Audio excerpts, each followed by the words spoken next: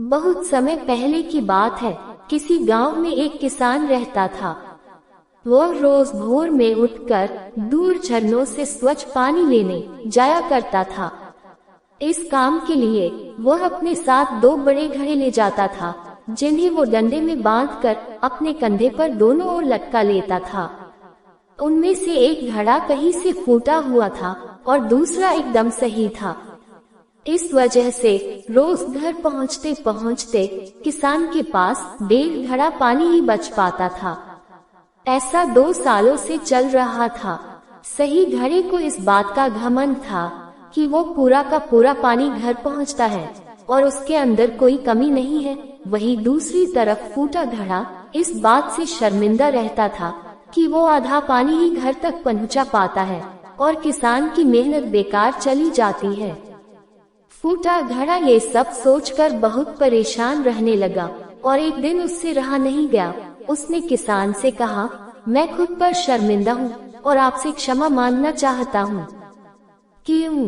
किसान ने पूछा, तुम किस बात से शर्मिंदा हो? शायद आप नहीं जानते, पर मैं एक जगह से फूटा हुआ हूँ और पिछले 2 सालों से मुझे जितना पानी घर पहुँचाना चाहिए था, बस उसका आधा ही पहुँचा पाया हूँ।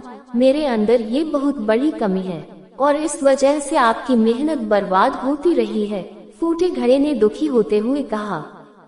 किसान को घड़े की बात सुनकर थोड़ा दुख हुआ और वह बोला, कोई बात नहीं, मैं चाहता हूँ कि आज लौटते वक्त तुम रास्ते में पड़ने वाले सुंदर फूलों को देखो।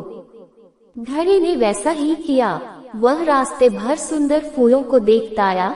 ऐसा करने से उसकी उदासी कुछ दूर हुई, पर घर पहुँचते पहुँचते फिर उसके अंदर से आधा पानी गिर चुका था। वो मायूस हो गया और किसान से क्षमा मांगने लगा। किसान बोला, शायद तुमने ध्यान नहीं दिया, पूरे रास्ते में जितने भी फूल थे वो बस तुम्हारी तरफ ही थे, सही घड़े की तरफ एक भी फूल नहीं था। ऐसा इसलिए क्योंकि मैं हमेशा से तुम्हारे अंदर की कमी को जानता था और मैंने उसका लाभ उठाया। मैंने तुम्हारे तरफ वाले रास्ते पर रंग बिरंगे फूलों के बीज बो दिए थे।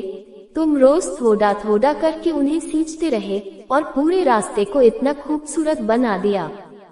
आज तुम्हारे वजह से ही मैं इन फूलों को भगवान को अर्पित कर पाता हूँ और अपना घर सुंदर बना पाता हूँ। तुम ही सोचो, अगर तुम जैसे हो वैसे नहीं होते तो भला क्या मैं ये सब कुछ कर पाता। दोस्तों, हम सभी के अंदर कोई ना कोई कमी होती है, पर यही कमियां हमें अनोखा बनाती हैं। उस किसान की तरह हमें भी हर किसी को वो जैसा है वैसे ही स्वीकारना चाहिए और उसकी अच्छाई की तरफ ध्यान देना चाहिए। और जब हम ऐसा करेंगे तब फूटा घड़ा भी अच्छे घड़े से मूल्यवान हो जाएगा।